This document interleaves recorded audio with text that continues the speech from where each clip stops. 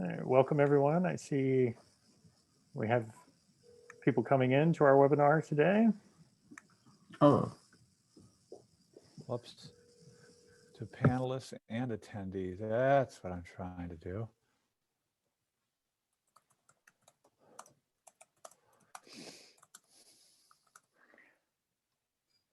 And good afternoon, everyone. As you're coming in, please go ahead and tell us where you're coming in from, what part of Nigeria you're coming from. You'll see the chat button down at the bottom on the webinar, so you can go ahead and type in that chat and tell us where you're coming in from. Oh, here's Grant coming in from South Africa. Good to see you, Grant. Benjamin. Oliver from Kitwe, Zambia.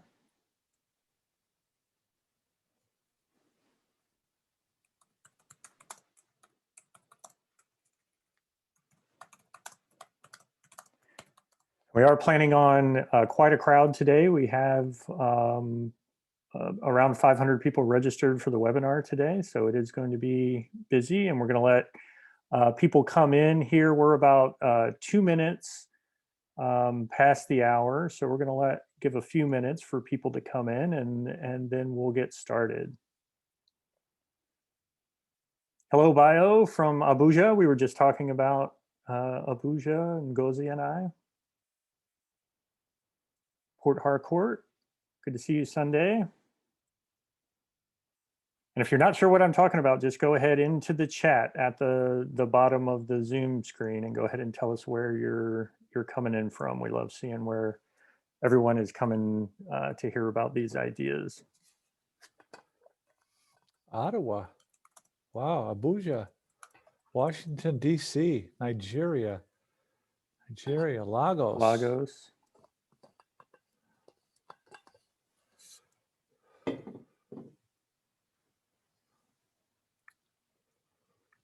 we have Ohio. Ohio coming in as well. Yeah. Wow. Portsmouth, Ohio, yeah. That's just down the road for me. I'm in Cleveland, Josh.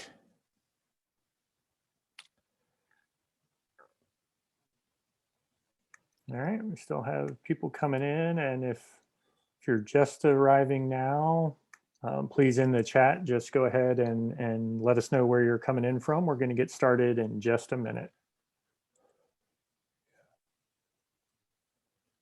Hello, Nigerian American Chamber of Commerce. Thanks so much for your help in putting this together.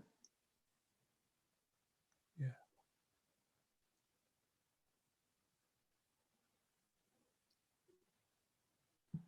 Hi, Fun Malayo. Good to see you. Good day. I'm sure it's a nice afternoon there in Nigeria. It's early morning here in the United States on the East Coast of the US.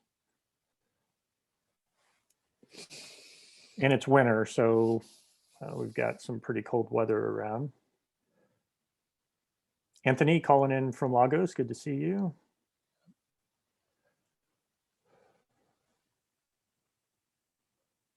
Craig from South Africa as well. So we have representation from across Africa, it looks like. Yeah, yeah. Precious in Lagos. Henry Uche from the Daily Sun, thank you for joining us, Henry.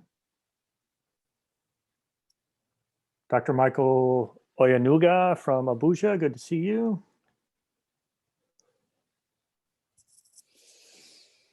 All right, so we're at 8:05 here on the East Coast.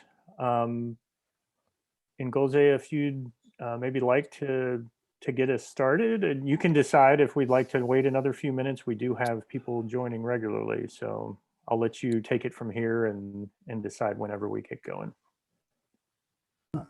Maybe we give them 3 more minutes. What do you think? Okay, that works for me. So about 3 more minutes. Yeah. And for everyone who's already on, we'll get started in about 3 minutes. Gabriel, good to see you from Enugu, Nigeria. Gloria Nwafor, a business reporter from The Guardian. Thank you for being with us.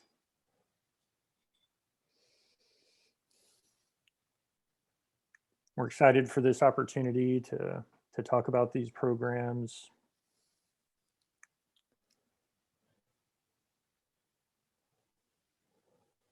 And hello, I think that's Aikan Ogunjobi. Nice to see you. Thank you. Funke Bolojoko from Rushim, Nigeria, producers of 100% natural herbal teas, master tea brand. All right, great. I have to look for that.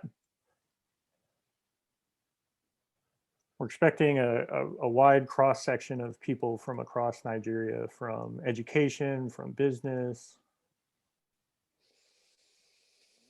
Michael Ani from Business Day Media in Nigeria, thanks so much for joining us. Chakodi from The Nation newspaper. Oluchi, a business reporter from This Day newspapers. Great representation of the press. Ahoren from Benue State in Nigeria.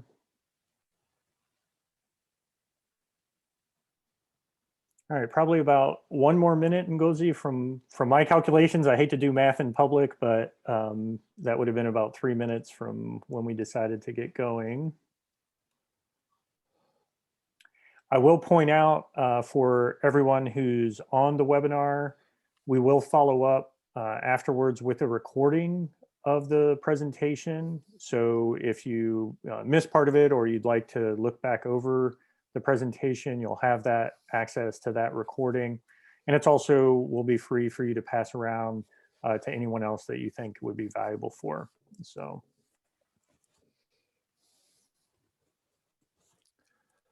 Okay, let's see, we are at 8:08 here in the morning on the East Coast. So Ngozi, if you'd like to get us started.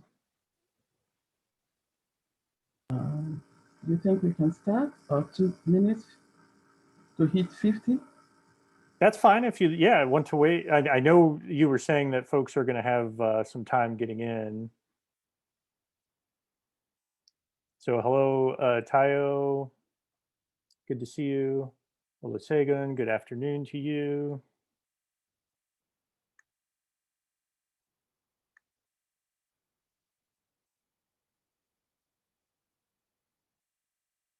Welcome, Obasemo from food processing.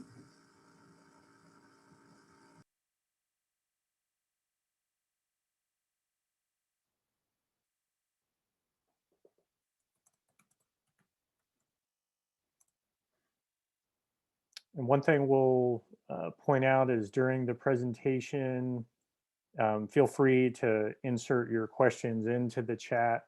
And if we can answer via text, we'll do that, either Ngozi or I.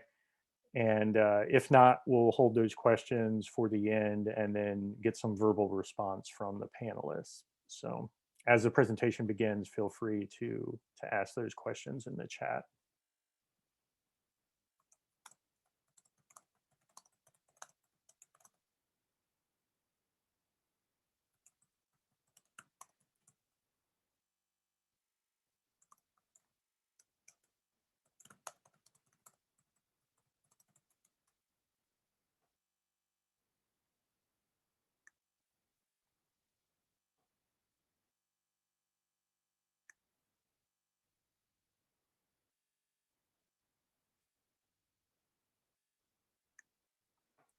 And as I mentioned, we have nearly 500 registered, so we're trying to allow folks to come in.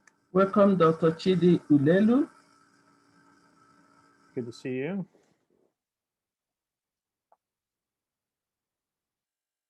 From Lagos.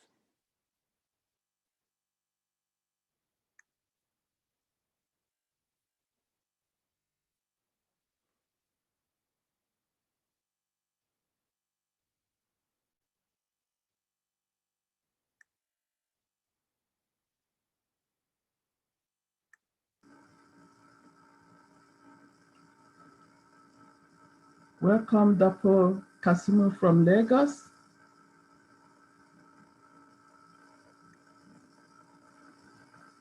All right, and Ngozi, we're over 50 at this point, and I'll keep tabs on that and be able to make sure that folks are getting what they need as they come in. If you'd like to go ahead and get started.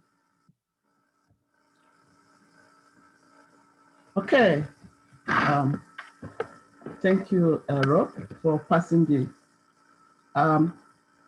Can everybody hear me?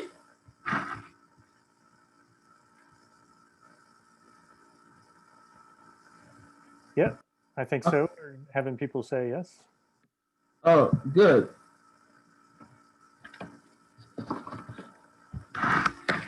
Greetings to Federal Republic of Nigeria and greetings to all government officials, all protocol observed.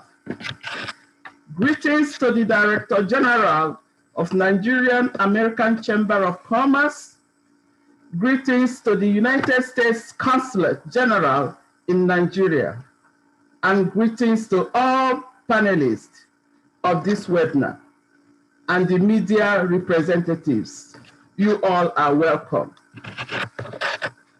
I am Mrs. Ngozi Ogoke, a veteran oil and gas professional, industrial chemist, and an entrepreneur, a certified global entrepreneur professor by International Council of Small Business, USA, a member of USASB, a certified master trainer of Entrepreneurial Learning Initiative program with the acronym ELI, and the president of the Institute of Entrepreneurial Excellence, Innovation and Sustainability, IEEIS, and some other organizations.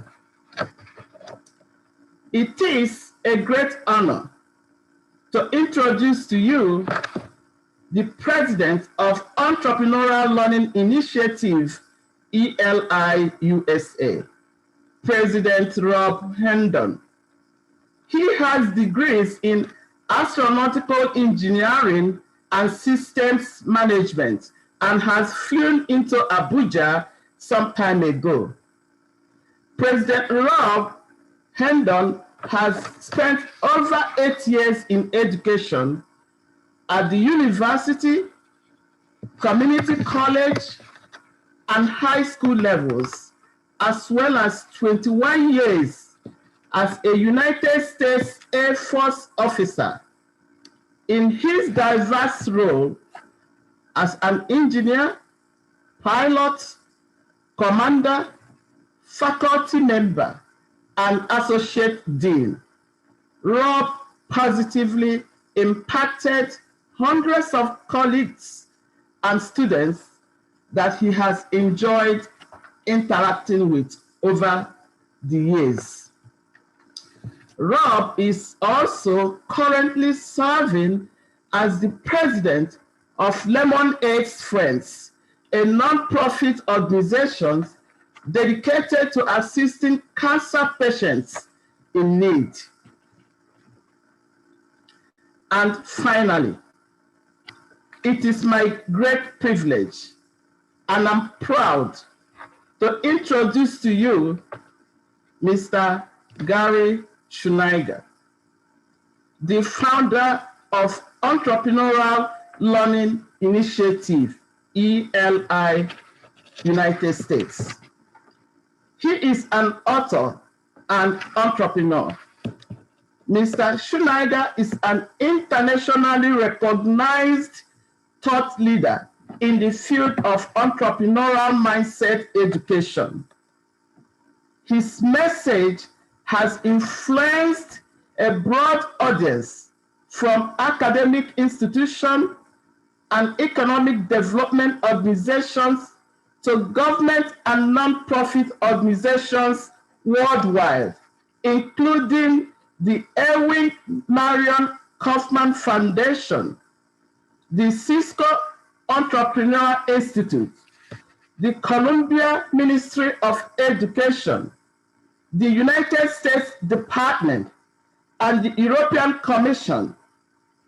As the founder and the CEO of the Entrepreneurial Learning Initiative, Gary led the development of the Ice House Entrepreneurship Program, which has been recognized by the Kaufman Foundation as redefining entrepreneurship education in classrooms and communities around the world.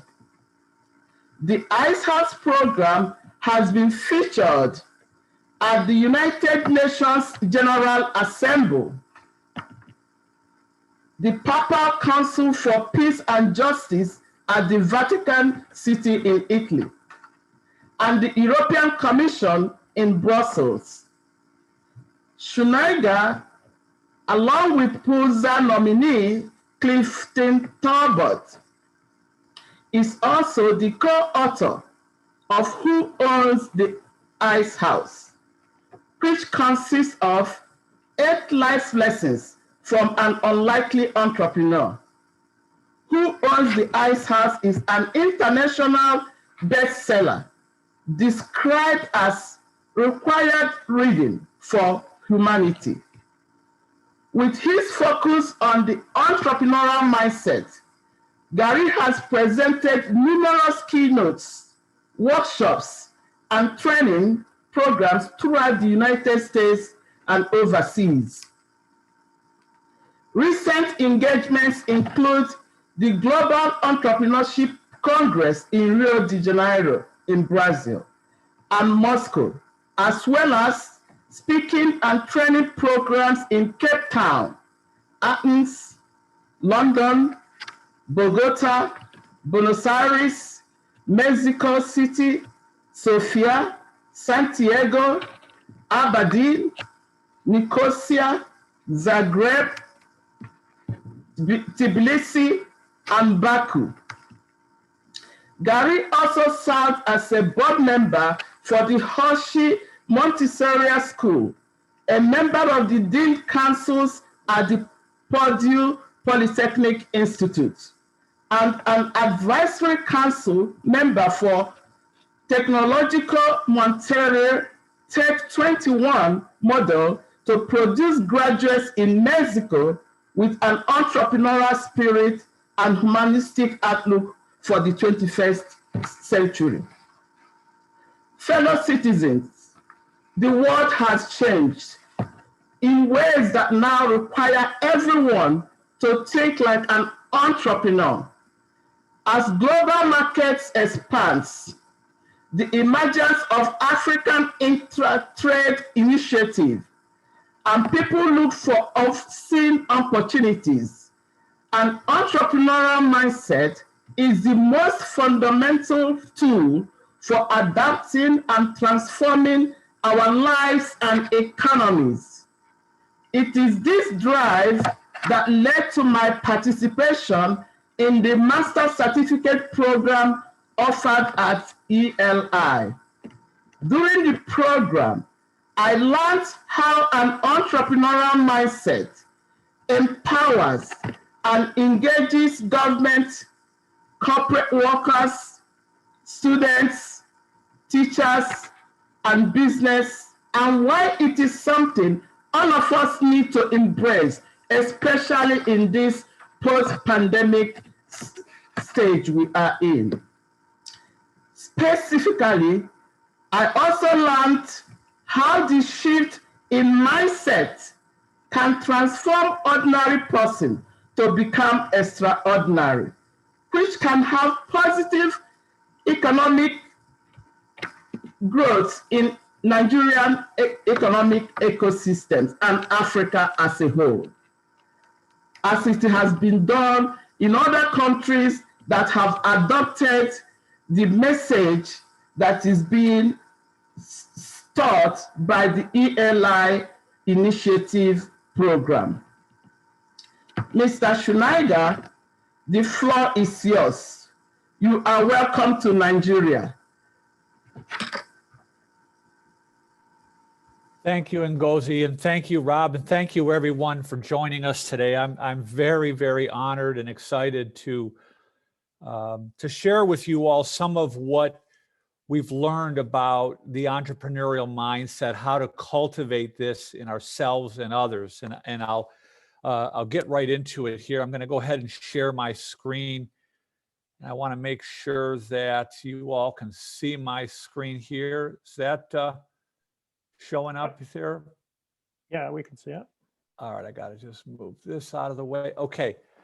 You can see the slides okay there, Rob? We sure can. Okay, great. Thank you.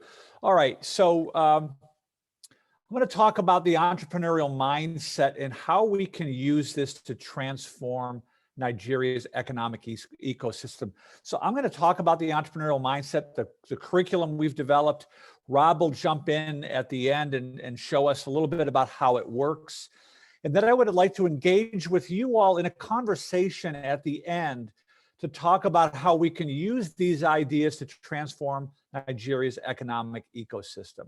So if you all are up for that, I'm going to go ahead and jump right in. I want to start with the questions that I've been trying to answer for about 30 years. I've been obsessed with this question of how do people who have no advantage in life, they don't have advanced university degrees, they're not particularly brilliant, they don't have access to money or rich relatives, how do people who have nothing create something?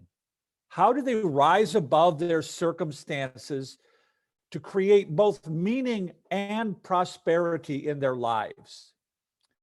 This is a question I've been trying to answer for nearly 30 years, and we've developed a curriculum around this, which I'll tell you about in a moment.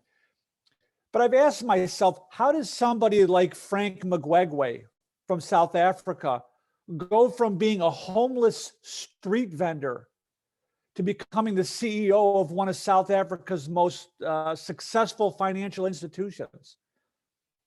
How does Paul Nyambe, a poor farmer in Zambia, take $200, his last $200, and create a goat processing company that's empowered hundreds of farmers across Zambia? How does Abdullahi Mohammed, a young Nigerian boy with no internet access, with no money, create a digital marketing company with customers all over the world? How does that happen? How do people who have nothing create something? And as I said, we've developed a curriculum as a result of this research, and I'm going to tell you a little bit about the curriculum in a moment. But first, I want to kind of get into some of the background and the research and the theory, some of what we've learned. Now, as Ngozi said, the world has changed in ways that now require everyone to think like an entrepreneur. And I don't mean that everyone should necessarily start a business, right? We need entrepreneurial thinkers at all levels of society, in public sector, in private sector, in the nonprofit sector. We need people to think like entrepreneurs. The other point that I want to make is that the mindset that once enabled us to thrive is becoming obsolete. It's now becoming, the mindset that once enabled us to thrive is rapidly becoming maladaptive to the new world. And I'll talk a little bit about how that is.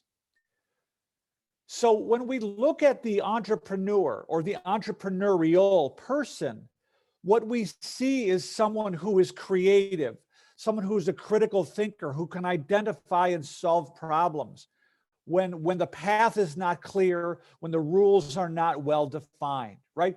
They know how to mobilize resources and make things happen when there's no one there to tell them what to do, right? And you know, the point here is that there's unlimited global demand for people who can think like entrepreneurs, right? And you know, I suppose what this brings forward is that, you know, we've all been trained to think like employees, and I'll talk a little bit about what that means in a moment. But I also want to bring forth the benefits of entrepreneurial thinking at a societal level, right? We understand that entrepreneurial thinking can not only empower the individual to adapt and thrive in a rapidly changing world, but the entrepreneurial mindset also prepares them to make a greater contribution to the organizations, the institutions, the academies, the societies they inhabit. And as you know, the world is waking up to the idea that entrepreneurial activity is essential for creating vibrant, equitable, and sustainable communities. We need more entrepreneurs. At Eli, we're not the only ones who are saying this. Big thinkers around the world, like the World Economic Forum, are saying things that, like, excuse me, for example, that entrepreneurship education is essential for developing the human capital necessary for building the societies of the future.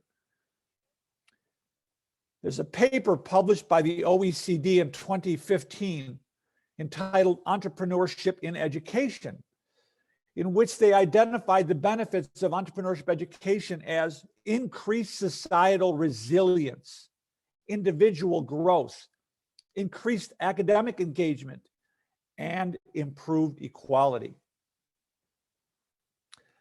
So another, excuse me, another statement from the World Economic Forum caught my attention, in which they said, it's not enough to add entrepreneurship on the perimeter, that it needs to be at the core of the way education operates. Now that comment really struck me because, it resonates, because it's not enough to just have an entrepreneurship class that teaches people how to start and run a business, right? We need to broaden our understanding of entrepreneurship. And so we all understand this, the need to, you know, the importance and the role that education plays in cultivating entrepreneurial attitudes and skills. The problem is that for as popular as entrepreneurship has become, we still don't really understand it very well. And as a result, our systems of education have not been able to keep pace. One of the challenges, I think one of the greatest challenges, is that we tend to think of entrepreneurship in binary terms. You either are going to be an entrepreneur, start a business, or you're going to be an employee. And that's really where the challenge lies. We have to think about entrepreneurship more broadly than just someone who's going to start a business. Our ability to embrace entrepreneurial thinking is limited by the ways in which we define it. And historically, you know, we sort of default to what in the 19th century they referred to as the great man theory of entrepreneurship. That there are exceptional people that seem to have been born with these exceptional traits, and they somehow become innovative and entrepreneurial, right? And the rest of us are just left to become employees for these so-called great men. And in our research, we've bore out a theory that's very, very different from this, that shows the extraordinary ability of ordinary people. The problem is that by thinking of entrepreneurship as a trait-based phenomenon, we not only overlook the humble, improvised origins of even some of the world's largest companies, but we also overlook the untapped potential in ordinary people. And so that's what I'm going to talk about today.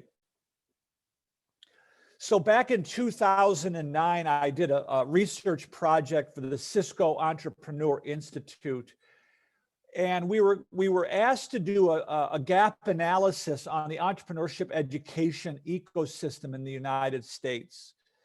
And what we found is that the way entrepreneurship is typically characterized in a classroom is very different from what a typical entrepreneur is actually doing. And as part of this research, I found a study that was done by a man named Amir Bideh, who was on leave from Harvard when he published his findings. he was looking at large established companies, but he found that these large established companies have what he called humble, improvised origins. They're not founded on any breakthrough technology. The entrepreneurs aren't spending much time writing business plans, nor are they doing much in-depth market research. They don't have much money, right? What Bidet found in his study, that companies like Hewlett-Packard, Microsoft, Walmart, large companies, Calvin Klein, they're founded with about $10,000. It's cobbled together from friends and family, right? And most importantly, he found that the founders of these companies had little or no experience in their chosen field. So when we looked at this profile, we ask ourselves, how is this possible? How does somebody take an ordinary idea? They don't have any big ideas. They don't have much planning, not much research, not much money, and not much experience. How do they make that into something? Now, when we look at this data, it makes perfect sense that they're born with some sort of mystical ability that enables them to do this. But when we dig beneath the surface and we look at the controllable factors within the person and the situation, a very different picture begins to emerge. So I'm going to walk you through this concept called transformation theory very briefly. Transformation theory was adapted by a man named Dr. George Land as a framework for understanding the nature of change. And this is really a bedrock concept in understanding our curriculum and our programs and our approach to cultivating entrepreneurship. So it works like this. In Dr. Land's theory, there are three phases of change. There's a discovery phase, there's a growth phase, and then there's an obsolescence phase, or in some cases, a reinvention phase. Now, what Dr. Land is saying is that each of these three phases requires separate rules for survival. And these little orange dots represent the moment in time when the rules for survival change. The important thing that Dr. Land points out, the rules for survival in phase one do not apply to phase two, and the rules for survival in phase two do not apply to phase three, and so forth, right? So the definition of maladaptive is the inability to recognize that the circumstances have changed and new rules are required. So let's look at this from a human perspective, right? We all live by exchanging. And what I'm trying to do here is I'm trying to break entrepreneurship down into its first principles, into its most basic concept. And so we all live by exchanging something useful with someone else. That's how we live in a modern society, right? And so this begs the question, what is it that we exchange? What is the useful thing that we exchange? With whom do we exchange it? And how do we learn how to become useful? Those are some questions, some rhetorical questions that I'd like to put forth. So most of us, we learn how to become useful, right? We go to school, we learn how to become useful. And this first orange dot means we've graduated from school and we now go out into the workforce and we replicate what we learn and we become more and more useful. We grow and advance in our career. We advance in our career, we grow in the organization, climb the corporate ladder, whatever the case may be. And then we hit the second break point when the growth starts to slow.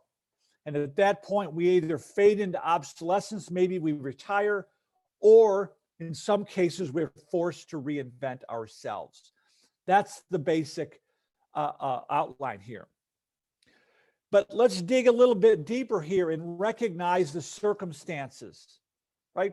Most of us learn how to become useful within formal learning systems, within highly stable, routinized, other-directed, rule-bound learning environments that were designed to help us learn how to function and work in highly stable, routinized, other-directed, rule-bound working environments, right? And then the problems arise when the growth starts to slow and what we've been doing isn't working. And that's where we get stuck. And we tend to double down on our prior systems rather than reinventing ourselves. So the question I want to ask you is, how do we become useful to each other when the path is not clear and the rules are not well defined? How do we learn how to make ourselves useful to other humans outside of known systems? This is really a way to think about the opportunity, the entrepreneurial opportunity discovery process, right? So the contextual factors are very important here. There's lots of ambiguity, right? We don't know. There's no known system. There's no known curriculum. There's no known path. We have to go out into the world and figure out how to make ourselves useful to other humans. And there's very limited resources. Now, these are two very important contextual factors that help cultivate entrepreneurial attitudes, behaviors, and skills, right? Lots of ambiguity and uncertainty and very limited resources. Those are not incidental factors. They're essential factors, right? You need the ambiguity and the resource constraints to develop the entrepreneurial mindset. So how does one figure out how to make oneself useful in this highly ambiguous, resource-constrained circumstances? What are the rules for survival in such conditions? That's what I'll talk about very briefly, right? It begins with problem-finding skills. And the major cognitive shift here is we recognize that we need to solve problems for other people. And so the cognitive shift that begins to expose opportunity is away from one's own needs and an empathic perspective of the needs of others, right? This is empathy, curiosity, observation, and inquiry. Then we need problem-solving skills. We need to learn how to think creatively. We need to learn how to think critically. We need to learn how to design and conduct micro experiments. We need to learn how to adapt, how to collaborate, how to work in teams, how to network and communicate, and how to be resourceful, how to use what we have to start where we are, use what we have, and build from there. And lastly, the rules for survival here are self-direction and self-regulation. We need an internal locus of control, which is a deeply held belief. This goes to mindset, a deeply held belief that I am in charge of my future, as opposed to someone who has an external locus of control, has a deeply held belief that fate or luck or powerful others are somehow controlling their lives. We need to learn how to tolerate ambiguity. We need to become self-directed lifelong learners. We need to become self-aware, to learn how to think about our own thinking. And we need to develop resilience.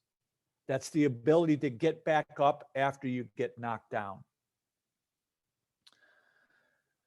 So for those of you who are in education and leaders, you recognize that entrepreneurial skills are 21st century skills. Right? These are the skills thought leaders around the world, including the World Economic Forum have determined are the skills all students will need in order to adapt and thrive in the 21st century. They don't always call them entrepreneurial skills. Sometimes they call them soft skills. Sometimes they call them 21st century skills. But these, in some form or another, these are basically the skills that all students will need to adapt and thrive and to make a greater contribution to their communities.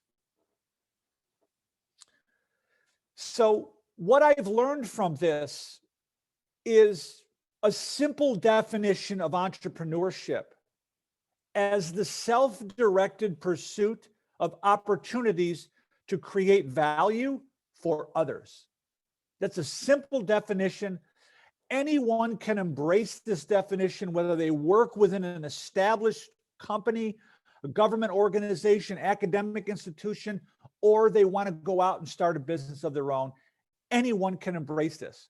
Why? Why would you want to embrace this? Because by creating value for others, we empower ourselves. The more useful we become, the better off we are likely to be. Right? That is, to me, the perfect definition of entrepreneurship. There's a two-part definition here. We create value for others. By doing so, we empower ourselves. And what this hints at is the motivation to become innovative and entrepreneurial, right?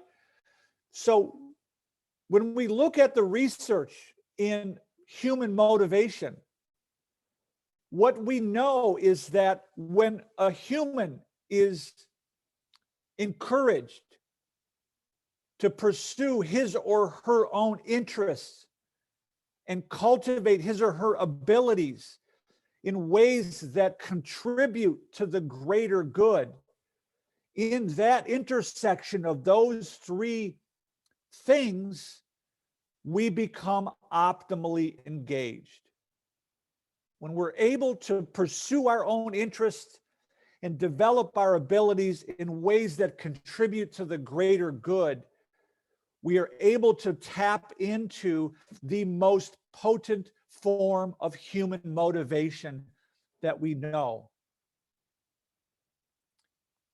And so what I'm saying here is that the successful entrepreneur is nothing more than an ordinary person with a compelling goal. It has very little to do with their traits, and it has everything to do with their circumstances and their individual interpretation of their circumstance. So the entrepreneurial mindset begins with this basic underlying assumption that it's my responsibility to figure out how to make myself useful to others. And by doing so, I can empower myself.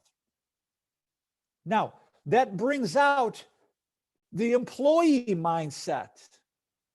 Is a deeply held, mostly unconscious belief that someone else is going to teach me how to become useful. Someone else is going to teach me what is useful, and I will do that. It's an other directed. So the basic difference here, the shift we have to make as individuals and organizations, as a society, the shift we have to make is from other directed value creation to self-directed value creation. And by making that shift, we will tap into this vast reservoir of untapped human potential. So I was doing the Cisco project and I was interviewing entrepreneurs. I want to talk a little bit now about the Ice House program and where this name comes from. I was interviewing entrepreneurs across the United States, not the big name, very successful entrepreneurs, but the everyday entrepreneurs, the people who started with nothing. And I met my co-author, Clifton Talbert, who was a very successful entrepreneur. And I asked him, how did you learn how to think like an entrepreneur? And he showed me this old black and white photograph of his uncle.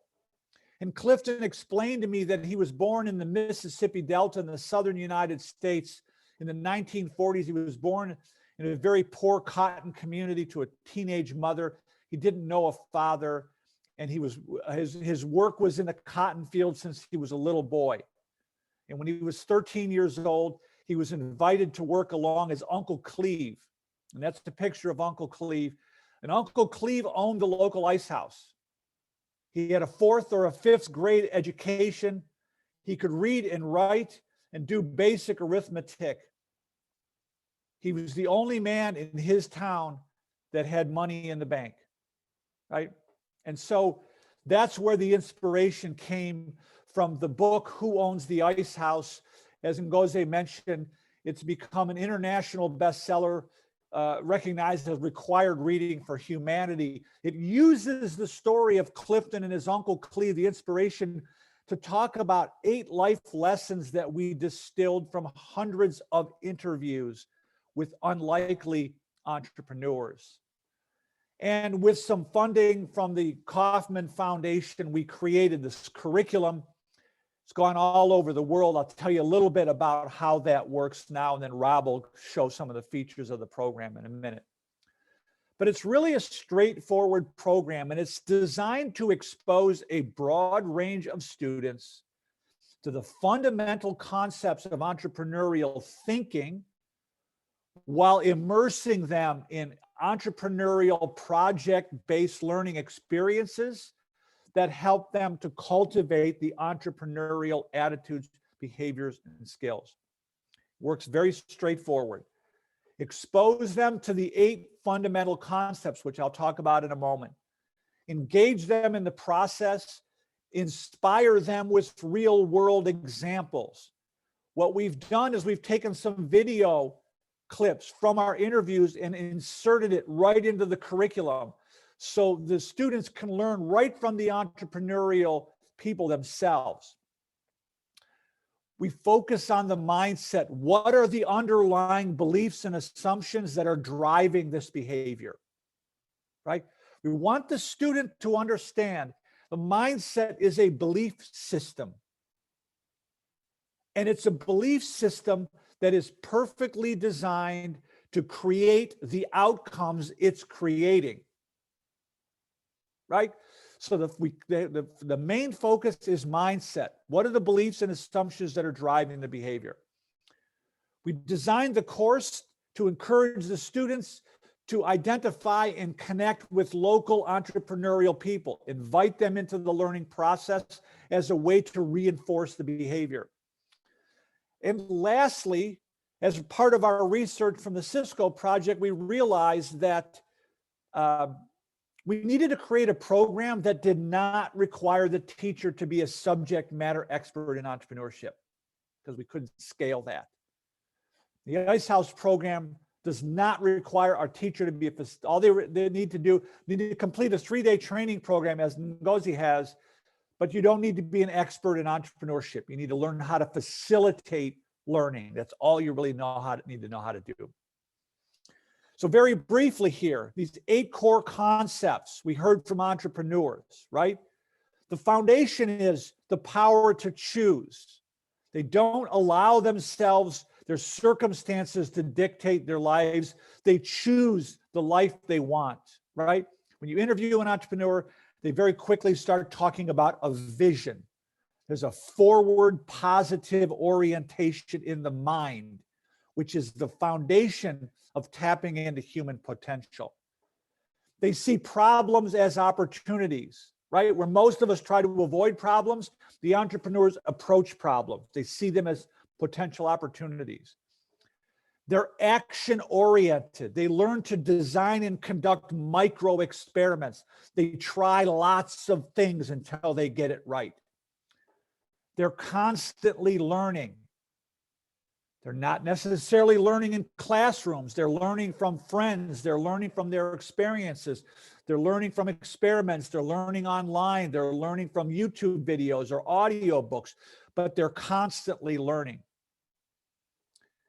And when I tell my own grown children, it really comes down to 3 things. You got to be looking for problems to solve. You got to be trying lots of things, and you always have to be learning. As a result, you'll learn how to create wealth. You'll learn how to establish a reputation for being reliable. You'll learn how to connect with a community of support and build an entrepreneurial ecosystem. And you'll learn about the power of persistence, right? And where that comes from is the hope and the optimism in our own self-dialogue. So there are 4 versions now of the Ice House program since we launched in 2010. We have the original edition. There's a student success version that's designed for high school students, early college, to help students learn how to succeed in school and in life with an entrepreneurial mindset. There's a small business edition. And most recently, we've developed what we call the middle school edition, which is for younger teenagers, maybe a 12 to 15-year-old in grades 6, 7, and 8, 6, 7, 8, 9, maybe. So there's 4 different editions of the Ice House program. As Ngozi said, since we launched, we've been recognized by the United Nations, by a Papal Council for Peace and Justice at the Vatican, by the European Commission. Tom Rue, who is now the former Vice President of Entrepreneurship at the Kauffman Foundation, is the man who said the Ice House Entrepreneurship Program is redefining entrepreneurship in classrooms and communities worldwide. We have trained nearly 3,000 facilitators all over the world in the last 10 years. You'll notice that we have 1 trained facilitator in Nigeria, and her name is Ngozi Ogoke. She's our host for this webinar today. So that's just a quick overview of the Ice House Entrepreneurship Program. I'm going to turn it back over to our president, Rob Herndon, who will give you a little bit of a demo of what the program looks like, and then we'll get back and get to the questions. If you're thinking of questions to ask, please enter them in the chat function or in the Q&A function, and we'll get to those in just a minute. Rob, it's all yours. I'm going to stop sharing, or yeah. Yeah, you can stop sharing. Okay. Thanks so much, Gary, and thanks, Ngozi, for all your work to make this happen today. It's an honor to be with all of you and be talking about these ideas. As Gary mentioned, please go ahead and put your questions in the Q&A, and as soon as I get done here with my short presentation, we'll go ahead and start responding to those questions. So I just have a few slides to describe some concepts to take us from where Gary has taken us, describing the entrepreneurial mindset, and now giving you some insight into the Ice House entrepreneurship programs, a little bit of what they look like. I'll play some short clips, less than a minute each time, just so you can get a feel for what exactly the program entails. All right, so I'm going to start sharing my screen, and we'll make sure that that is working just fine. There we go. All right, there we go. You should be able to see my slides from here. So I just want to reconnect to what Gary was describing. So we have the 4 different programs, our original edition, the Student Success Program, a small business version, and the middle school edition.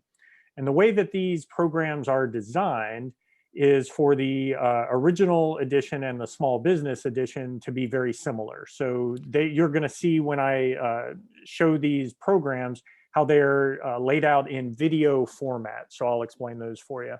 Then the other 2 programs, the Student Success version and our middle school edition, have a digital textbook because these are usually used in classrooms or for students either in a sort of secondary situation or a post-secondary situation. And that's how these are designed. They have that digital textbook along with supplemental video to go along with it. So I'll show you those here in a second. All of our programs align with the core components that Gary was just giving a description of. So those 8 life lessons form the core of the content for the program. It's also critical in these programs that we don't just talk about these concepts, but that students are immersed into the entrepreneurial process. So I'll talk a little bit about how they're immersed into those programs.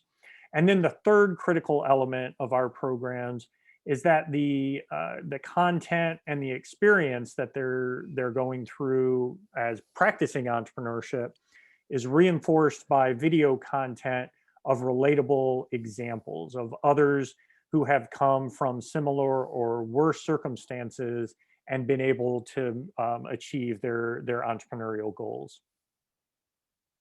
So I'm not going to rehash the 8 life lessons, but I just wanted to make the point, this is where the content of the program falls around, is those 8 life lessons.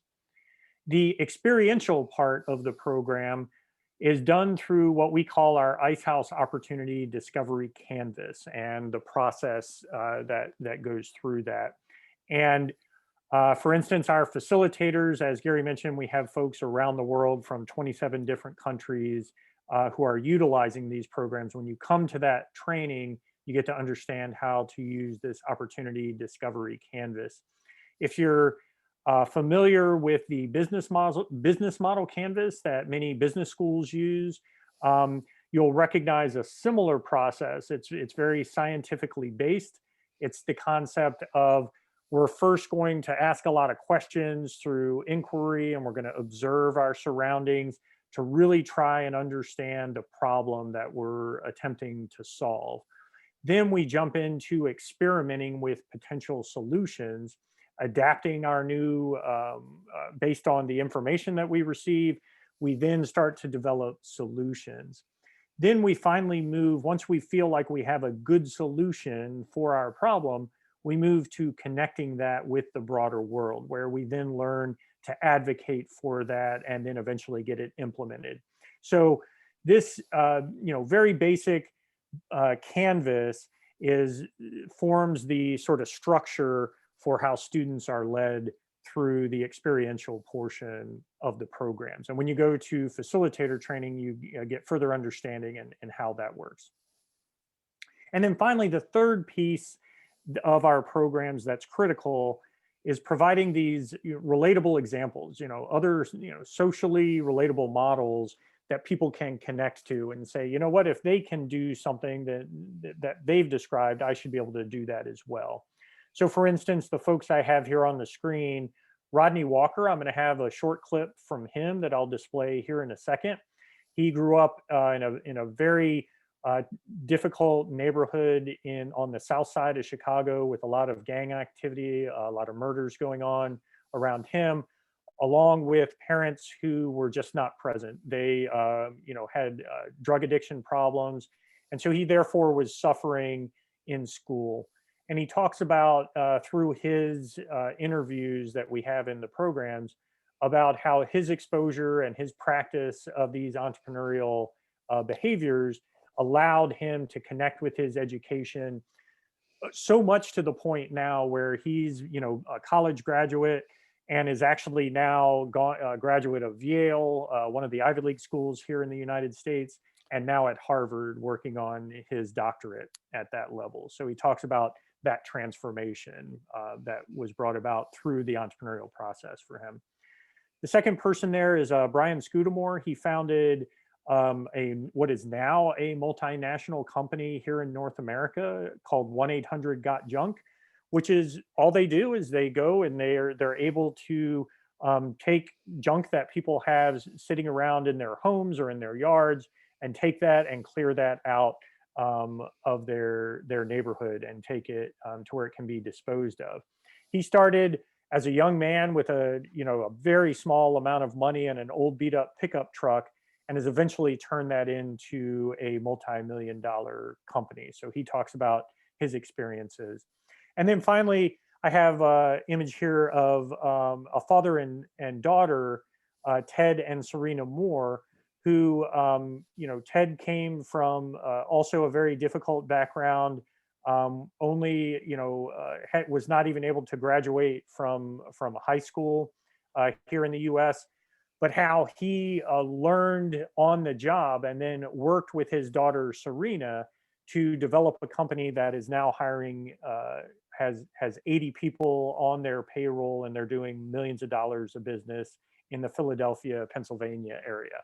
And these are just a few examples of the types of folks that are shown in our Ice House entrepreneurship programs. All right, I'm going to jump on over to let you see some of the clips from this. I'm going to get the sharing set up to be able to show you this. And we're going to share the sound. And here we go.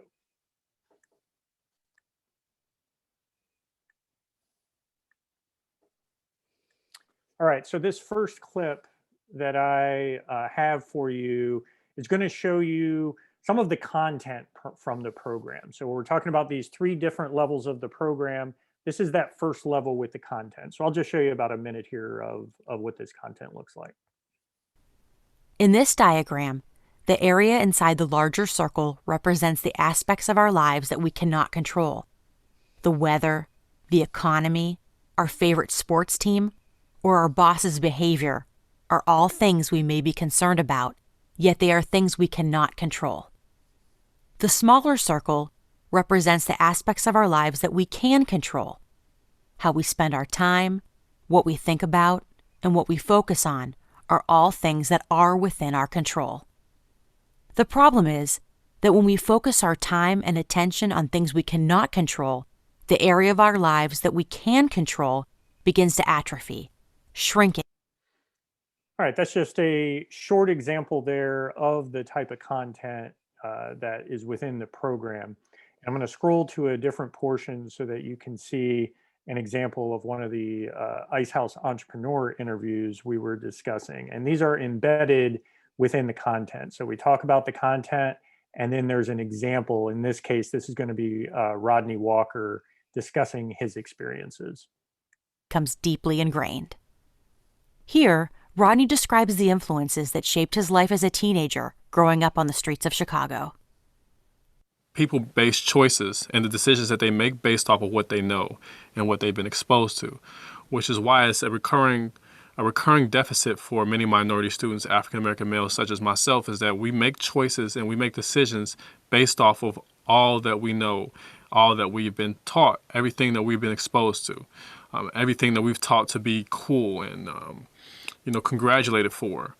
So sometimes making the choice to stay in school and get your education may not seem like the popular thing to do at the time.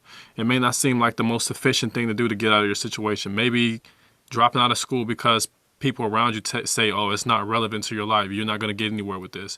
You'll be better off selling drugs or, becoming a rapper or a basketball player. Maybe those seem more logical at a time.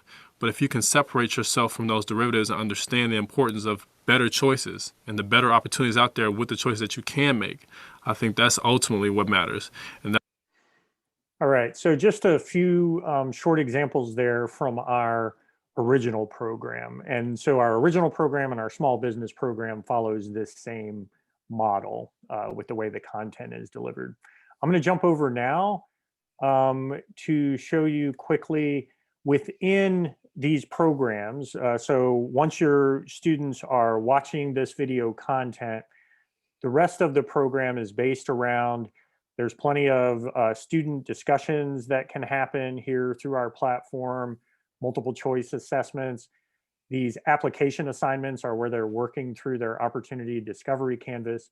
And then a really critical portion of the program is that they're reflecting on their work as they go. So there's plenty of assignments and activities for the students to participate in to help them make sure that they're understanding the concepts as they move forward.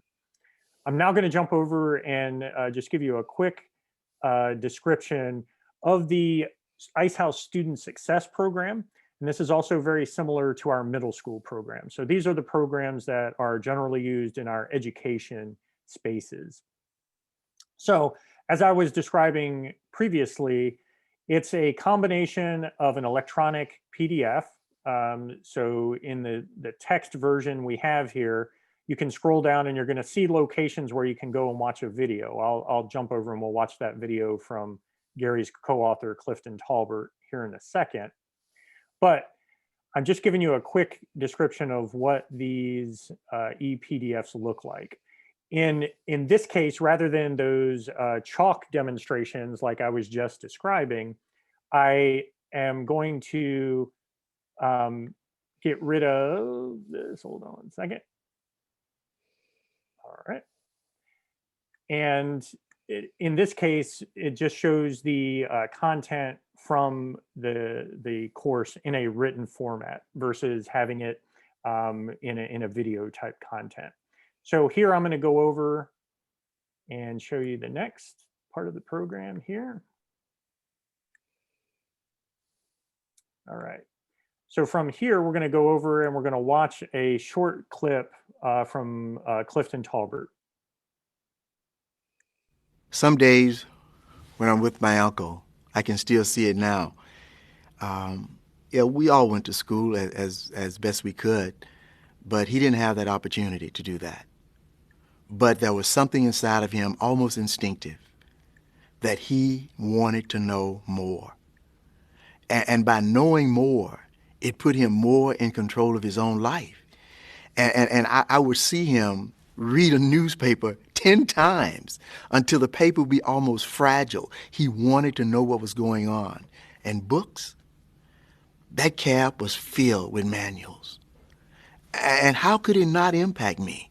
That in order to get where you needed to go, you had to know something. And you had to know it all the time. And he never stopped looking for that extra piece of knowledge. He never stopped learning.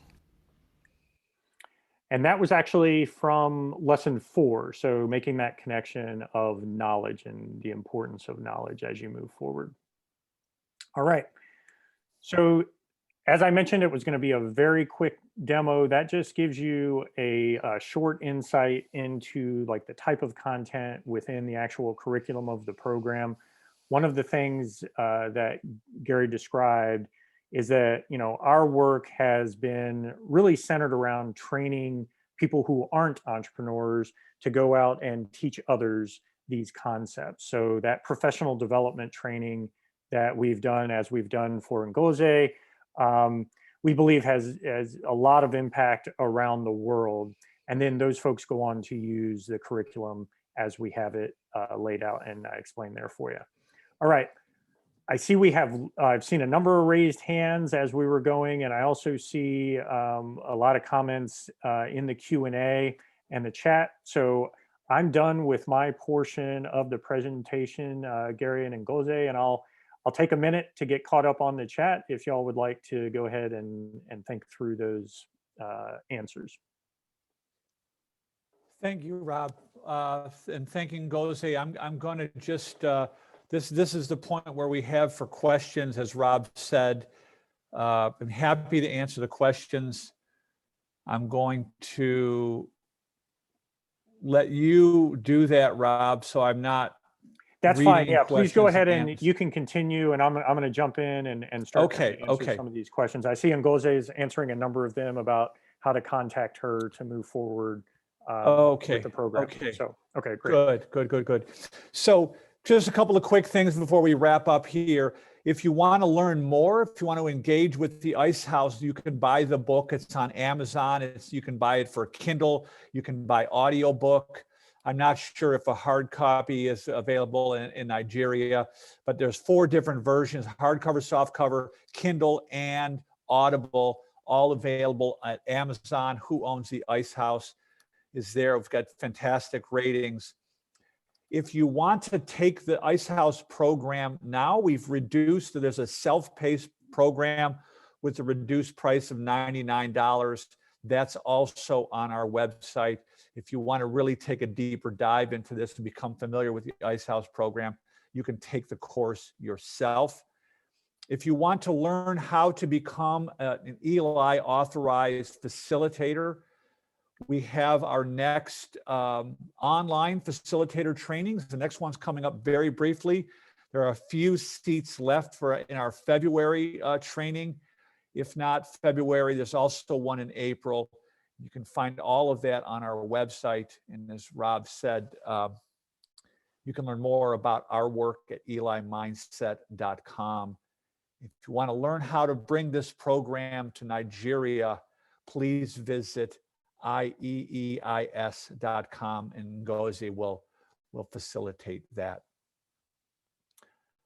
So I'm going to stop sharing there, Rob, and let's switch over to Q&A. Okay, that's great. And I'm responding to a few that are coming through via text. One of the questions, and I just responded to Grant, he was asking about relatable models and whether we have examples from people around the world.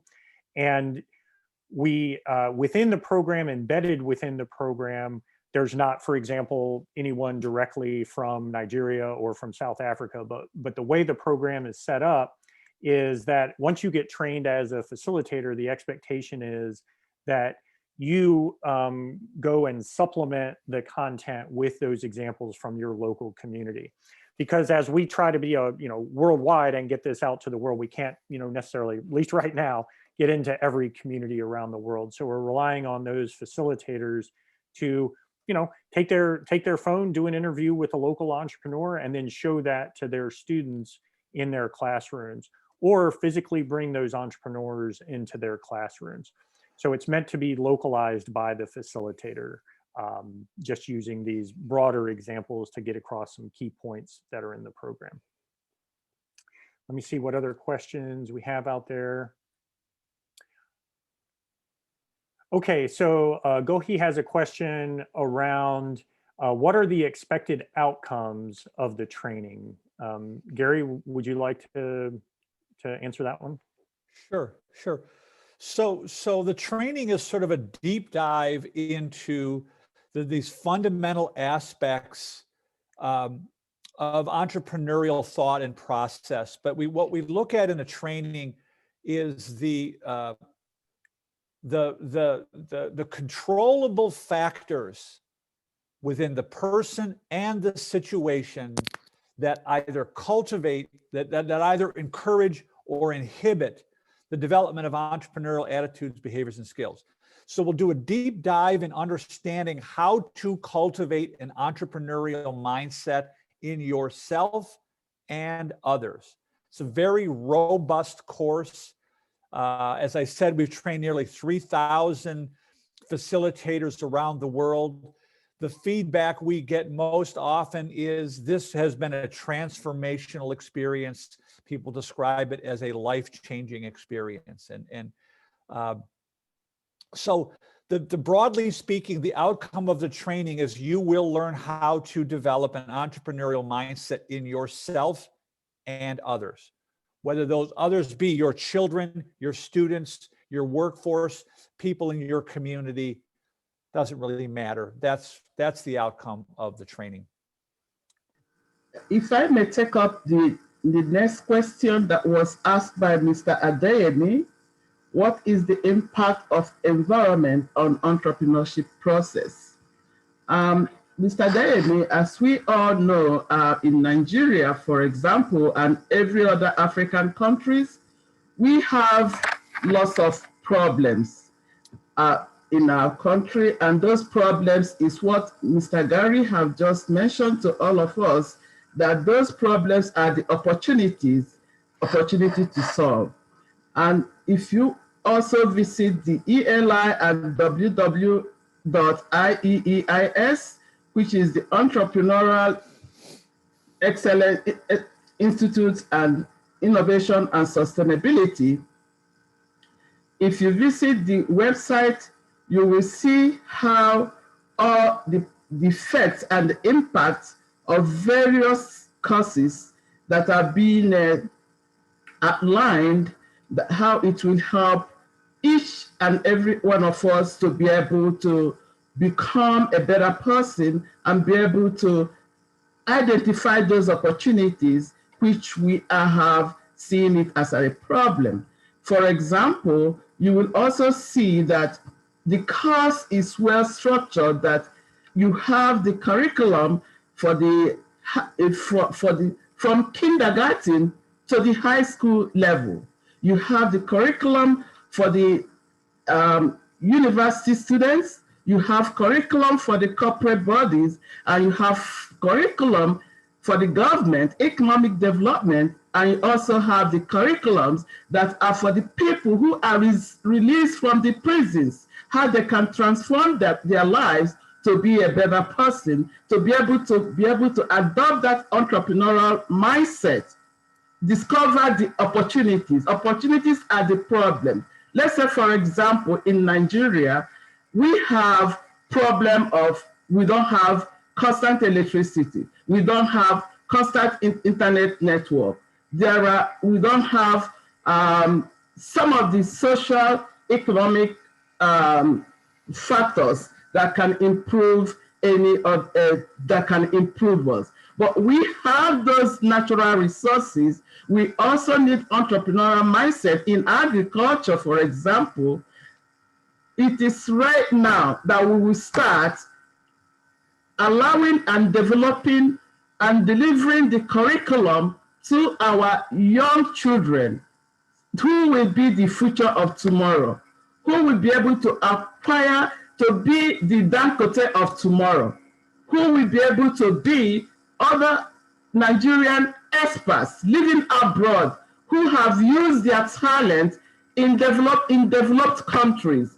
We have such talents right there in Nigeria. They require to develop the entrepreneurial mindset that will be able to help us to prosper, to be able to understand that we have the natural resources, good weather, good environmental situation, but we can be like Clifton, Talbot, which Gary mentioned, to start with something that will be able to develop us to be extraordinary person. And all these are implanted, and all these are part of the curriculum if you be able to get yourself signed up into the system.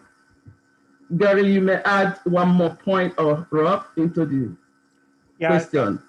No, thank you for that, Ngozi. I actually went and grabbed a book off of my bookshelf a few minutes ago. I've always loved this book. It's called The Ecology of Commerce.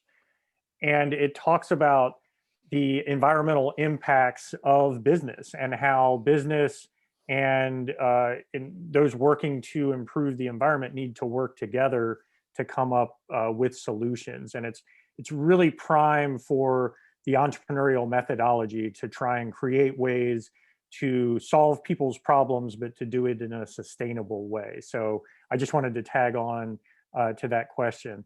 We've got a few more that have come in, so I want to be able to respond to those. One from Ali, who's asking about how does this relate to people that work full-time and run a side business, because I am working on providing support to people in this area. And Gary, you can weigh in, but I guess I'll go first. That's honestly, Ali, like one of the things that we talk about in our training is probably one of the best ways for people to just start dipping their feet into entrepreneurship. We don't expect people to give up their jobs, what's putting, food on their family's table, and take a risk on developing their own business just from day one. So we talk about, through our programs, about the concept of what's called micro experimentation, where you just try things out on the side. When you have that extra time, when you're not at work, working on that entrepreneurial venture on the side.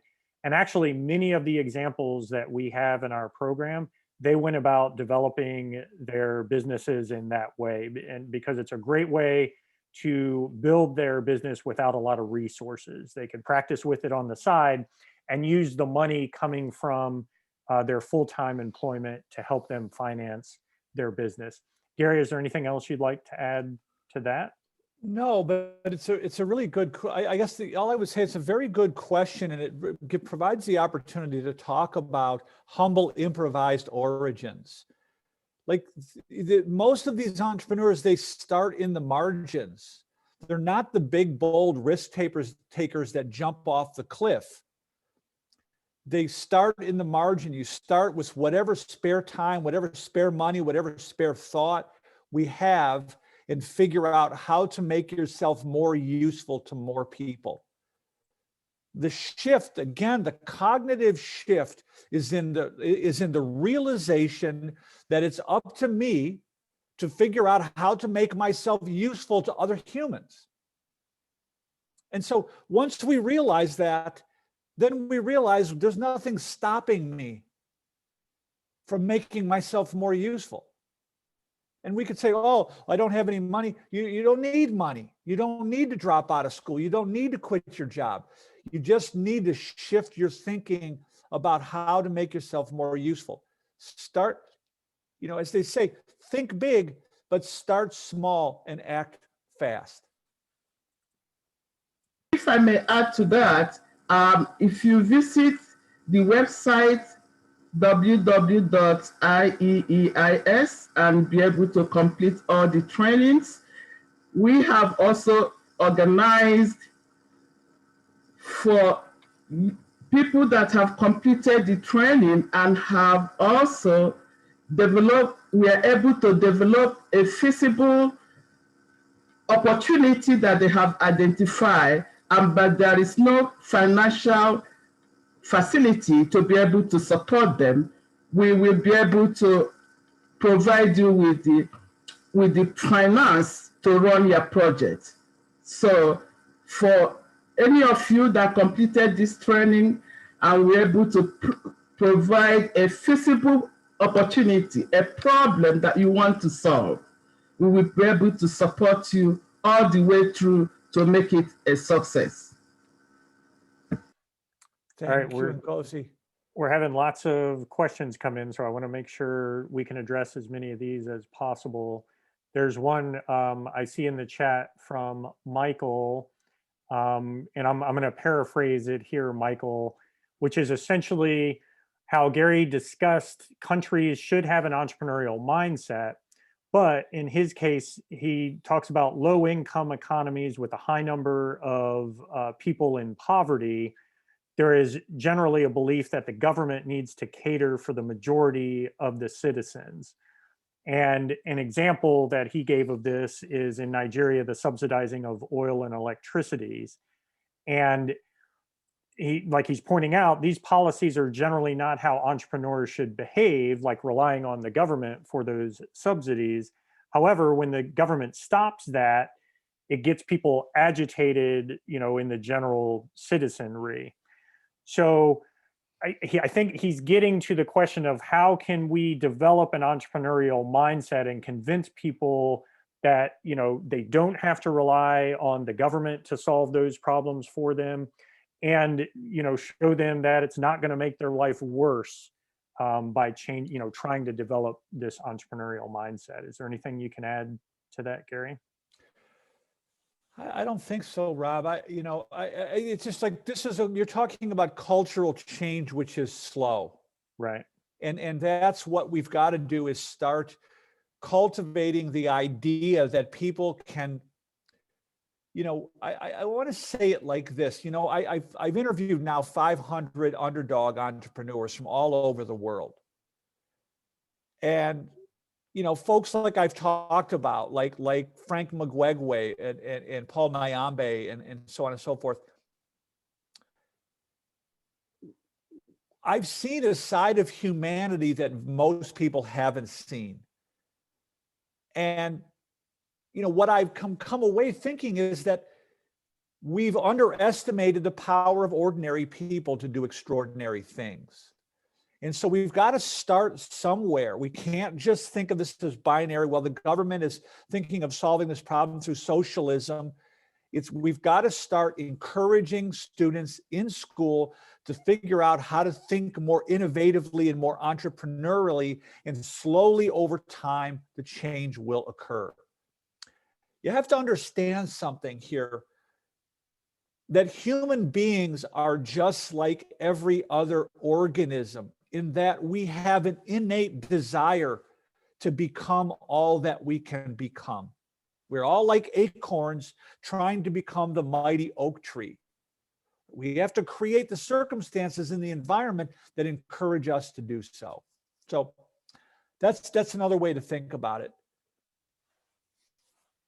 That's great. And I think that gets to some of the questions we're seeing about, how can the entrepreneurial mindset be used to transform Nigeria's economy? I think like the point you're making, Gary, is that cultural change takes time and that it usually goes with small steps. So, the people within Nigeria need to see that the results from some of these activities are bearing fruit.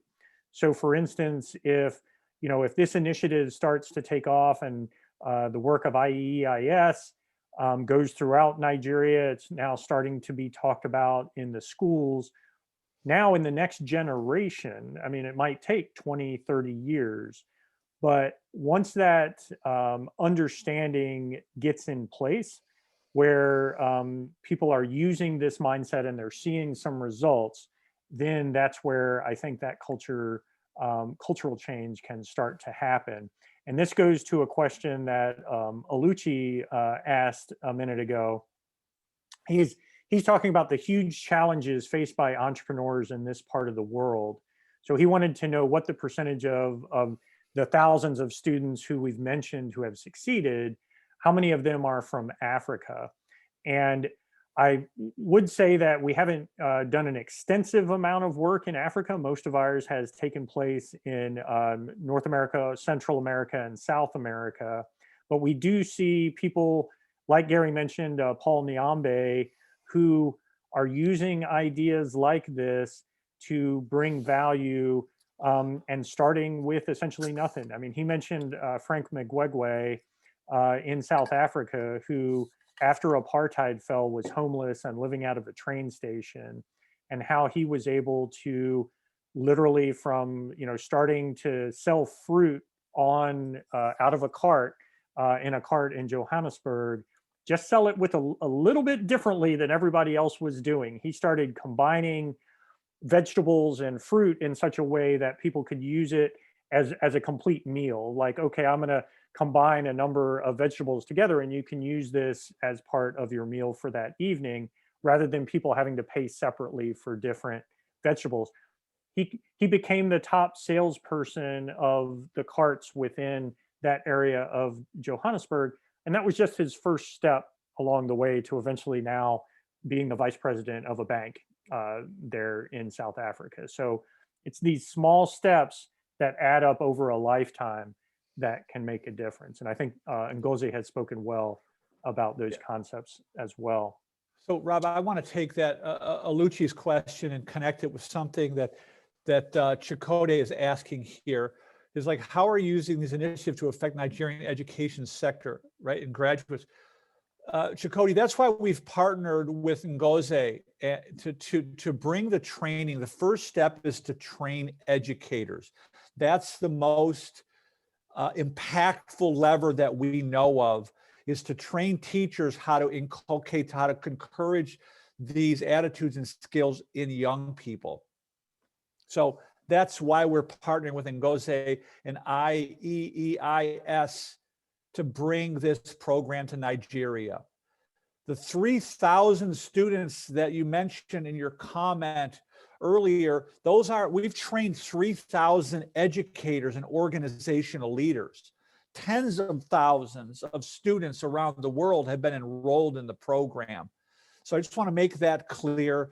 We've trained, I don't know, I'm going to say we've probably trained 100 people in South Africa at the Alan Gray Orbis Foundation, which is one of Africa's largest foundations to support entrepreneurship.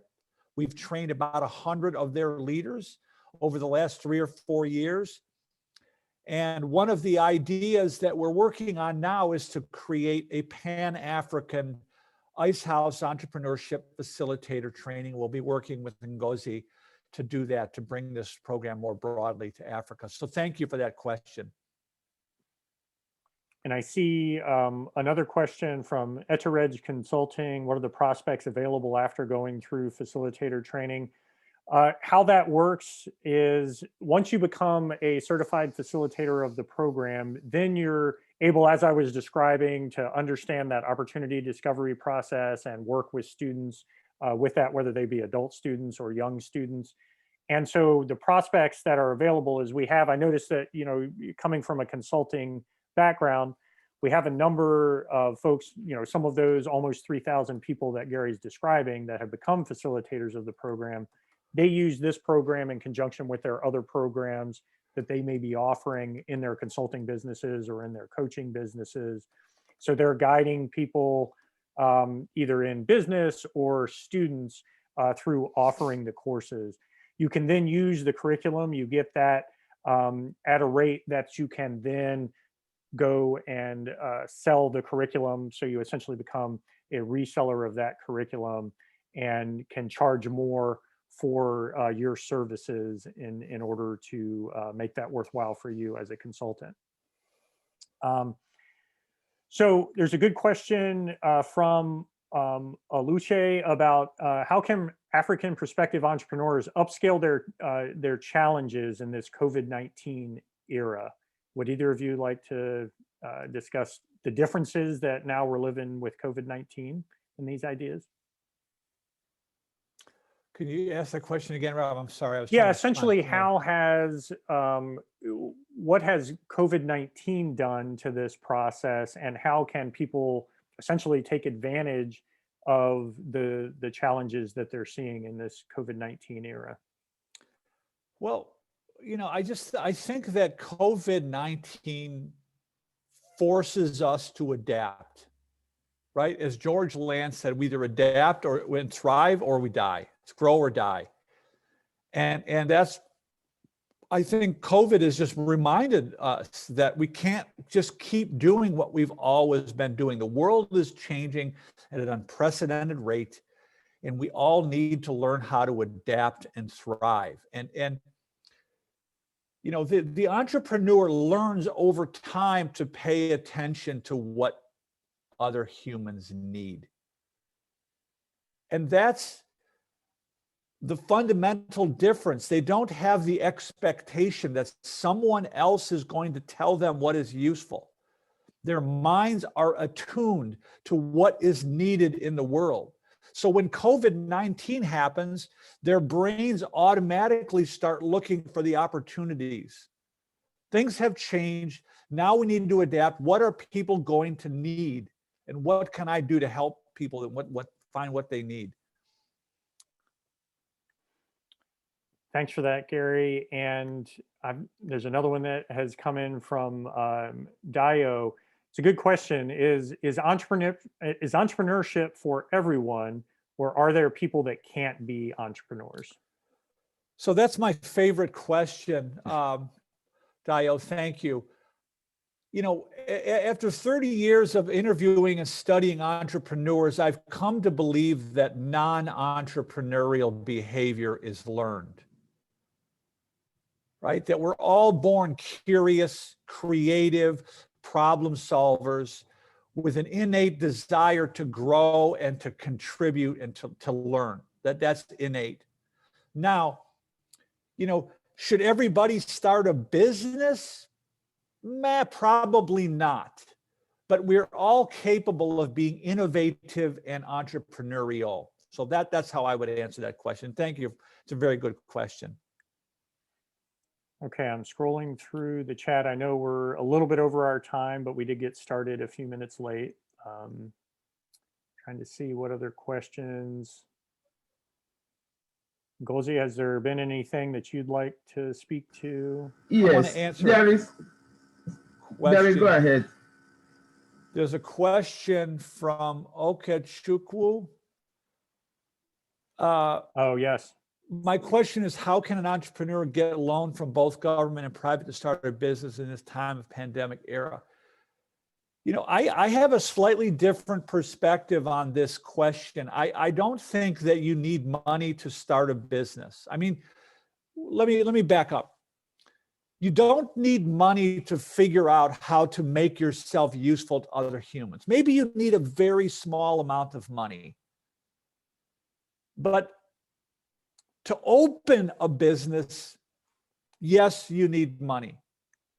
So we're talking about two different things here. Are you talking about opening a business, or are you talking about finding new ways to make yourself useful to other humans? Because what we've seen over and over and over again are people starting businesses with $50 or $100 or $25, right?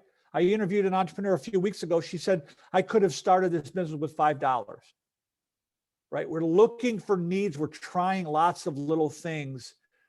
I just push back a little bit against the idea that you need money to be an entrepreneur. You need money once you've proven the idea and you want to grow.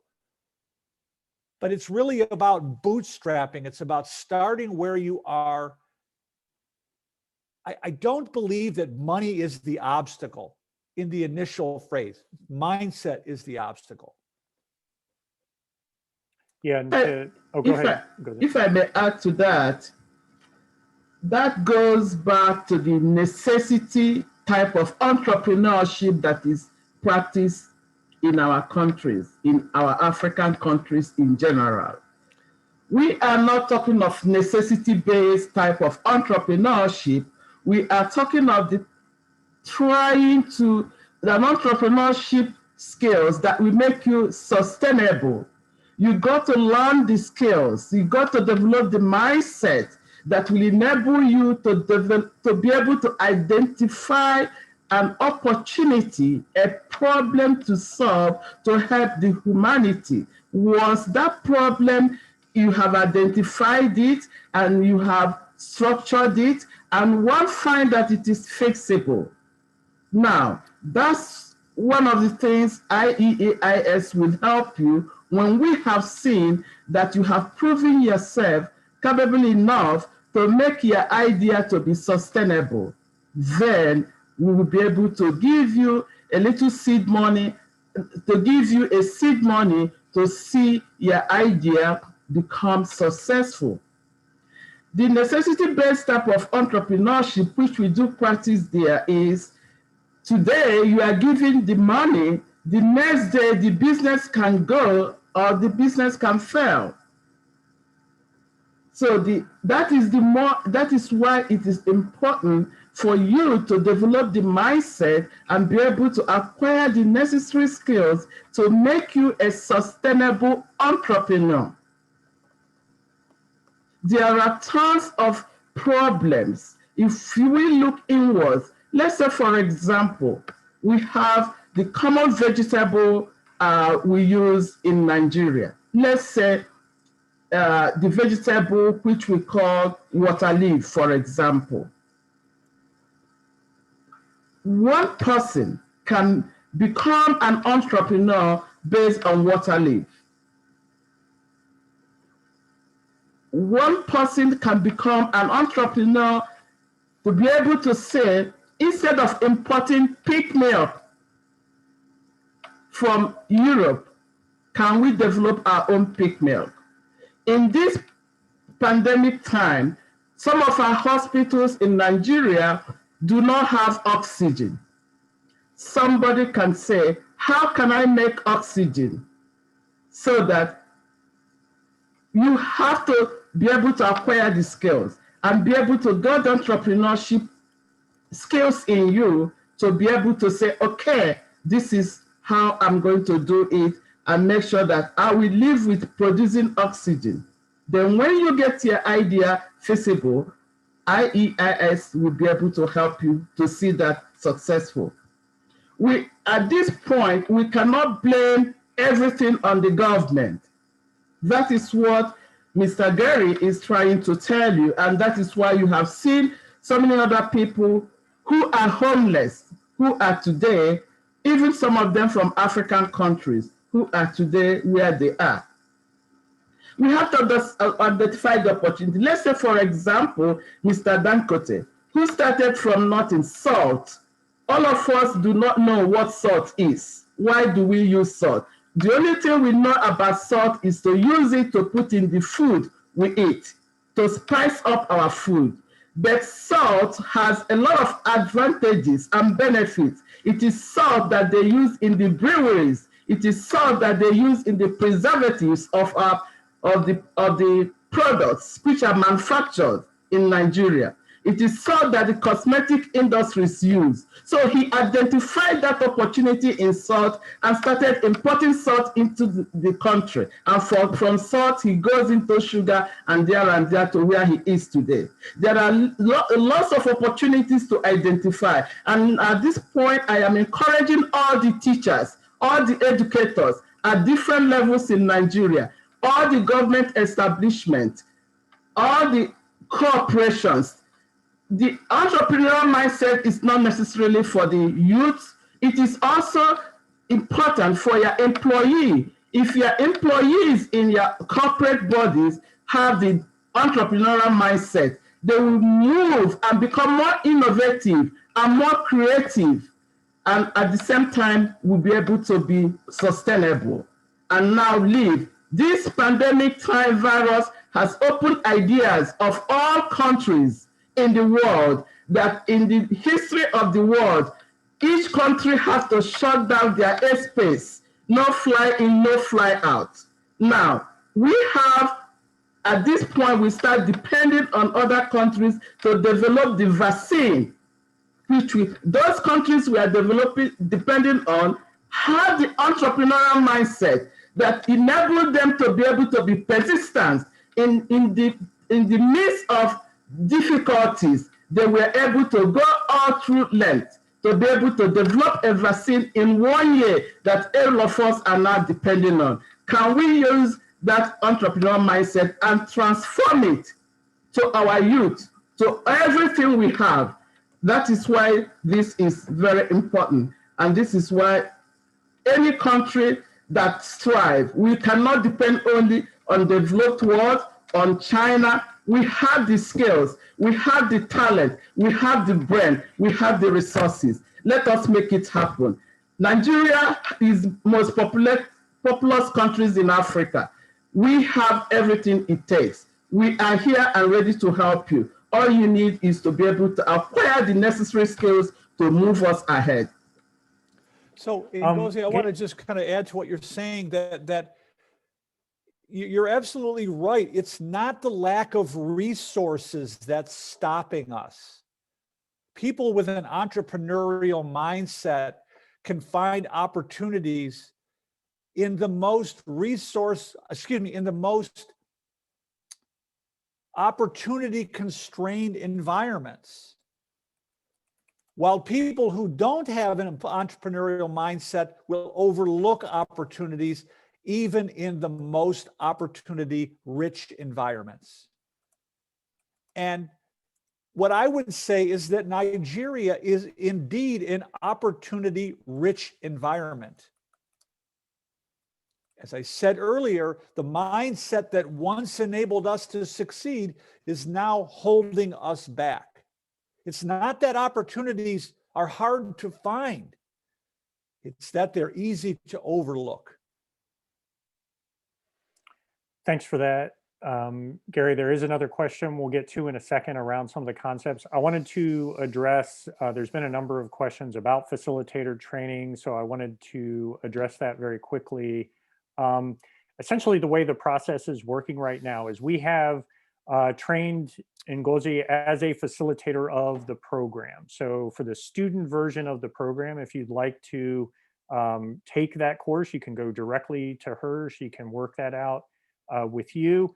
She's also going to soon be offering the facilitator training, the training that would be similar to what we're going to provide through our services here in the United States.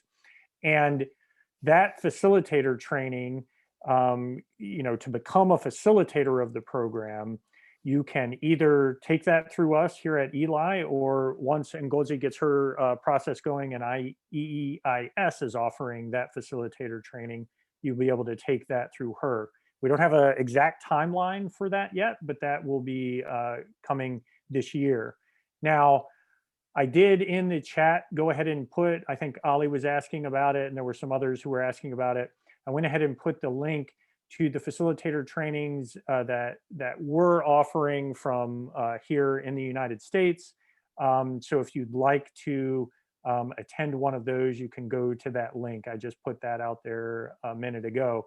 We have one that starts next week, and then we also have another one that will be coming up in April.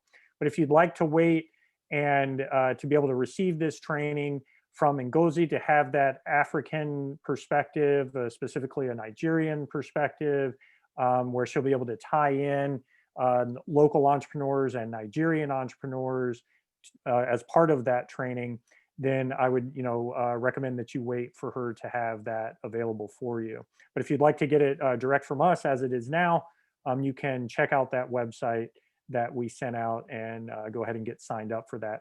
And I did, because you've attended this webinar, we went ahead and put a reduced rate. Our rate is normally $995 US dollars for that training. I went ahead and put a reduced rate of $795 in available. So just if you are signing up and would like to use that discount, just let us know in the comments as you're signing up, and we'll make sure we get that to you. Now, that's going to, the long-term plans that IEEIS has for these ideas to help Nigeria. And we'd like to, through our partnership with Ngozi and her team, to expand this and to help make this broader impact across not just Nigeria, but all of Africa. Okay, so I think I've addressed that question. If there's still confusion around that, please go ahead and put your question out there. I'm trying to see. Oh, okay. Now this question, I'm not sure if it's been addressed fully, mainly because I've been answering another question. But what is the role of an enabling environment to the entrepreneurial mindset? So Gary, really addressing that person versus the situation concept. Yeah, I mean, the message from the ICE House is as follows. We're saying to the individual, look, you are capable of this. And we're showing you all these examples of other people who have come from similar or worse circumstances, who have followed this path and become successful. They're not all billionaires, but they've climbed out of their circumstances and created more meaning and prosperity in their lives. So we're saying to the individual, you have to realize that you are capable, and you have to find a way. You have to stop blaming your government or your parents or your teachers or your boss from preventing you from doing this. Okay? That's what this book is really all about, right? Find a way to make yourself more useful. Stop blaming other people and find a way. But we're also saying to parents, to teachers, to organizational leaders and community stakeholders, stop blaming your children, your students, your workers for their lack of engagement. And look at the systems that you've created and the extent to which those systems are inhibiting the natural development of entrepreneurial attitudes, behaviors, and skills. So it's really a two-part approach. That's what I said in the beginning. I'm interested in the controllable factors, both within the person, that's the mindset, and the situation, right? How do we create the circumstances within which an individual can thrive?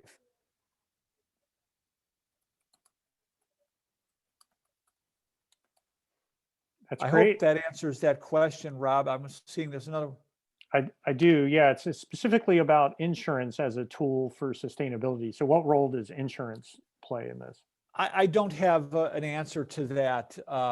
We're not really about, our focus is really not about how to run a business.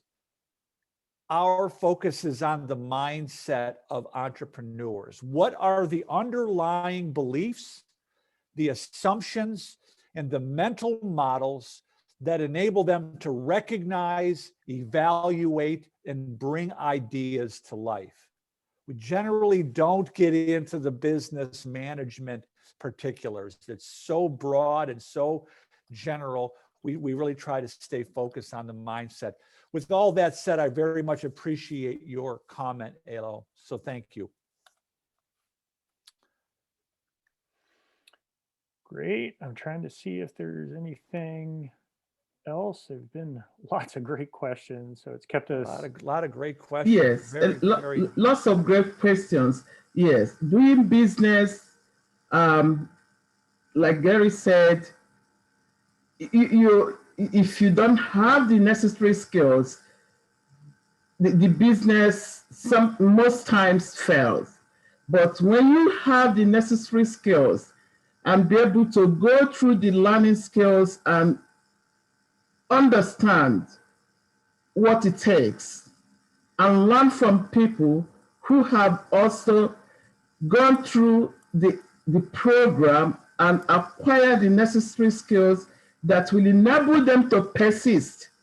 We have to be able to let our children, educate them to understand that from day one, they have to be able to develop the mindset to enable them to first to identify this opportunity, which is problem, and be able to see a way to solve it.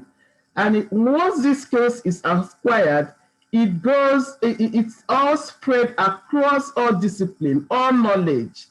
Even when you face a lot of difficulties in your mathematics class, in your technology class, you have the strength to persist. And it is that lack of not having the persistence, the mind to be able to face the obstacle that makes them to now come back to us and start leaning towards us, leaning towards the government, or blaming this person or blaming that. Every one of us have the skill set that was given to us right from creation to be able to adapt to any environment. And with that said, there is nothing we cannot do to solve some of the problems that we have in our various countries in Africa and in Nigeria. And that will make us become entrepreneurs. We are now very happy going through internet, Facebook, WhatsApp. We use all those. We are now in the technology revolutionized type of century.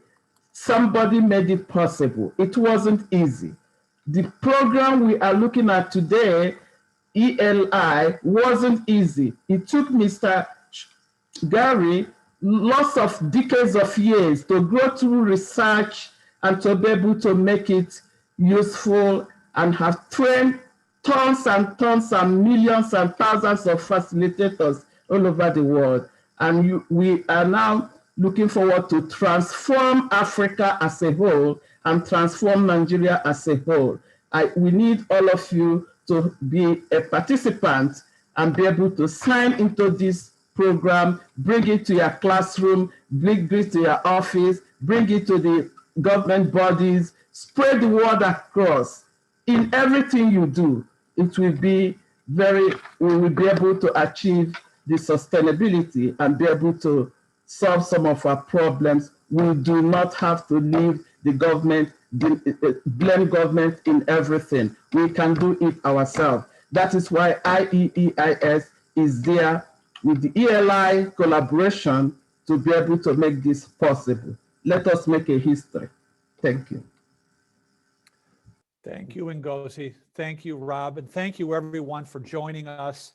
I hope this has been helpful, insightful. Hope you've learned something there about a little bit more about the entrepreneurial mindset and how we can redefine economic development in Nigeria by cultivating entrepreneurial mindsets, as Ngozi said, at home, in school, at work, at all levels of society.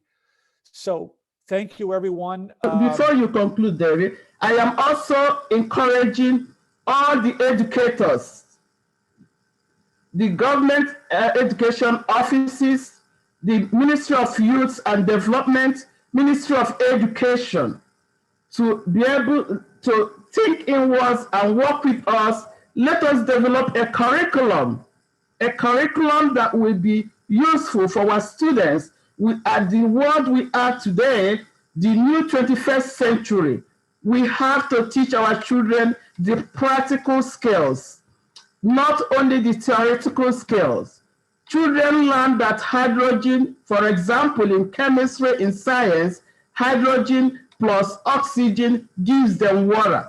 They learn that. They also learn that when they break hydrogen and oxygen, they have hydrogen and oxygen separated. Now, they do not know that oxygen is important, that oxygen has a lot of value chain, which we are in need now in Nigeria in our hospitals. They do not know that hydrogen has a lot of other value proposition. I am giving this at a science level example. There are millions of examples in our agricultural industry, in our aviation industry, in all the industries, in our chemical industries. We have oil and gas as our main natural resources. How do we use the other products that comes from oil and gas to transform it to something that will be useful for ourselves? All this is what we have to start from day one to start teaching our children. We have engineers, we have people that are making the fastest chips in the United States of America is a native of Nigeria. We have all other people, researchers that have made it through and have contributed to the United States and other European countries, in Australia, in Asia. All these are from Nigeria. We can make it happen. So I'm calling on all government bodies to join us. Let us make this happen and transform Nigeria. We can do it. Thank you. And at this opportunity, at this time, I am thanking all of you, all the participants that were present in this webinar. It's a great joy to see all of you. And I am proud to bring Mr. Gary and Mr. Rob to Nigeria. Thank you, all of you. Thank you, everyone. Thank you, Ngozi. Hope to see you all soon. Thanks very much. Have a good day. I think we've answered questions in the chat. We'll see you later. Okay, bye-bye. Take care.